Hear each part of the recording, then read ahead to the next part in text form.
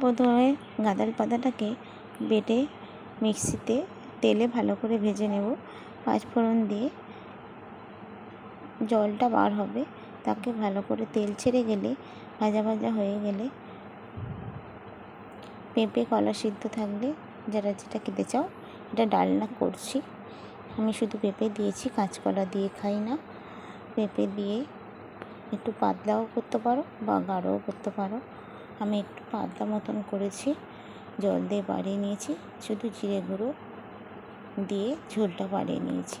তারপর সবজি তরকারিটা করার জন্য ধনেপাতা, কাঁচা লঙ্কা আর লটিয়া মাছ ডাঁটা সিদ্ধ করে রেখেছিলাম, আর পেঁয়াজটা লাল করে ভেজে নিয়ে আদা ও লঙ্কা দিয়ে ভালো করে মশলাটাকে ভেজে নিয়ে ডাঁটাগুলো ও কাঁঠালের আঁটি কটা ওর সাথে দিয়ে ভালো করে কষিয়ে নেব।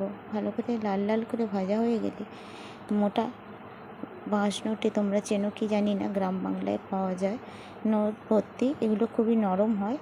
2-4টে সিটি মেরে নিয়েছি, খুবই নরম সফট হয়েছে।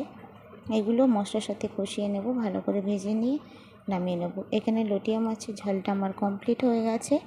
কেমন হয়েছে অবশ্যই কমেন্ট করতে বলবে না। শুভ দুপুর। বেশি বেশি করে লাইক কমেন্ট শেয়ার করবে, তাহলে তোমাদের এঙ্গেজমেন্ট বাড়বে।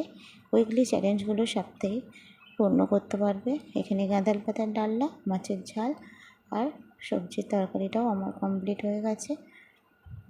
কেমন হয়েছে অবশ্যই কমেন্ট করবে। শুভ দুপুর। সবাই সুস্থ থেকো, ভালো থেকো। আর কেমন হচ্ছে রান্নাগুলো অবশ্যই কমেন্ট করতে ভুলবে না। সবাই ভালো থাকবে।